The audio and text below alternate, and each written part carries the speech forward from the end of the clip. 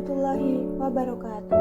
Perkenalkan, nama saya Milina Indah Saputri dengan NIM 1900001139 dari Fakultas Keguruan dan Ilmu Pendidikan, Program Studi Bimbingan dan Konseling semester 3. Jadi di sini saya akan memenuhi tugas dari teknologi digital dalam bimbingan dan konseling.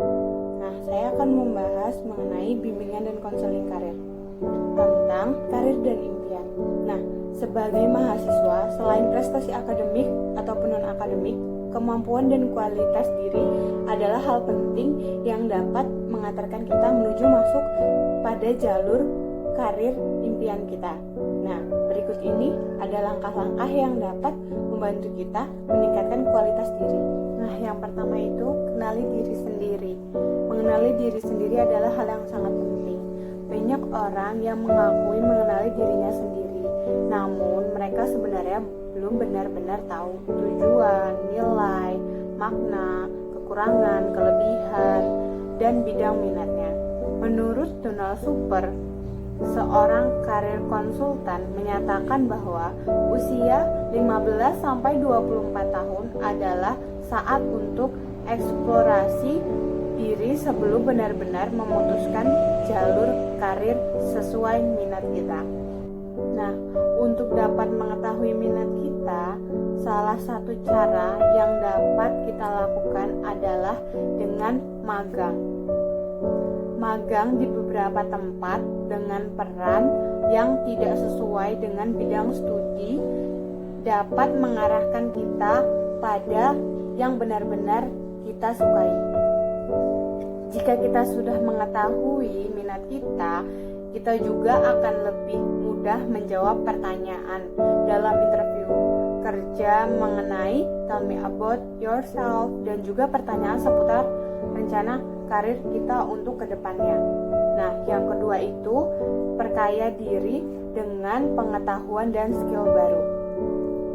Nah, kemajuan teknologi saat ini kan sudah sangat memudahkan kita untuk mengakses berbagai informasi dan pengetahuan.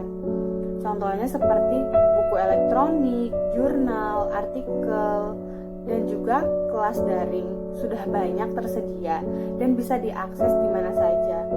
Dengan biaya yang sangat terjangkau, kita bisa memperkaya diri dengan berbagai ilmu baru jika kita memiliki kemauan kuat untuk belajar. Nah, carilah di internet.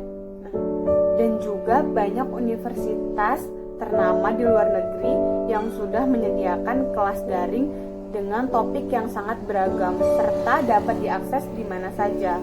Nah, ilmu-ilmunya tuh dari kelas daring ini tuh penting loh. Lihatlah keadaan saat ini. Ketika kita harus di rumah aja, ilmu mengenai digital marketing, content creating, copywriting, branding menjadi sangat berguna untuk menambah skill berjualan agar bisa membantu kita tetap mendapatkan uang walaupun di rumah saja.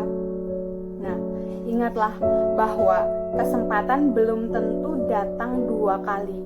Jadi, manfaatkan sebaik-baiknya kelas-kelas daring. Kapan lagi kita bisa mendapatkan ilmu dari orang yang sudah berpengalaman bertahun-tahun di bidangnya? Nah, kita juga bisa memiliki topik yang kita suka dan bisa akses itu di mana saja. Nah, yang ketiga itu latih cara berkomunikasi dan berpikir.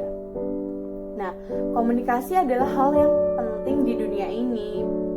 Nah, ide dan pendapat kita juga dapat tersampaikan dengan baik atau seperti singkat, padat, jelas agar kita dapat diterima orang lain.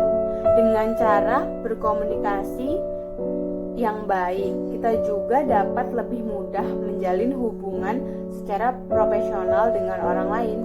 Nah, hal yang tidak kalah penting dari cara berkomunikasi adalah cara berpikir, atau yang bisa disebut dengan istilah berpikir secara sistematis. Nah, cara berpikir ini kita latih dengan memperbanyak membaca buku dan berdiskusi. Salah satu metode untuk melatih kerangka berpikir dan berkomunikasi secara sistematis adalah metode STAR. Secara garis besar, metode STAR mencakup 4 penjelasan. Yang pertama itu menjelaskan terlebih dahulu situasi kita saat itu. Yang kedua, menjelaskan tugas yang kita emban. Yang ketiga, menjalankan aksi yang kita lakukan. Dan yang terakhir, menjelaskan hasil dari aksi yang kita lakukan. Nah, kemudian yang keempat, ikuti kegiatan organisasi, komunitas, dan sosial. Nah, salah satu bentuk kepedulian kita untuk lingkungan sekitar adalah dengan mengikuti berbagai organisasi, komunitas, dan kegiatan sosial. Nah, saat ini sudah banyak komunitas di kalangan anak muda. Nah, terkadang karena sudah terlalu banyak, kita akan bingung untuk menentukan akan bergabung di komunitas yang mana. Nah, misalnya saja, kita ingin mengembangkan kepedulian tentang kesehatan. Nah, kita bisa mengikuti kegiatan komunitas yang bergerak untuk memberikan penyuluhan tentang penyakit. Nah, contohnya dengan penyakit demam berdarah, diabetes, atau yang lainnya. Nah, semua bidang itu sama baik dan pentingnya dalam pengembangan di dunia. Kemudian yang kelima, bentuk karakter positif. Nah, karakter kita itu dibentuk oleh lingkungan pertemanan dan pengalaman hidup. Kelilingi diri dengan orang-orang yang positif dan membangun agar kita selalu terpacu untuk menjadi pribadi yang lebih baik.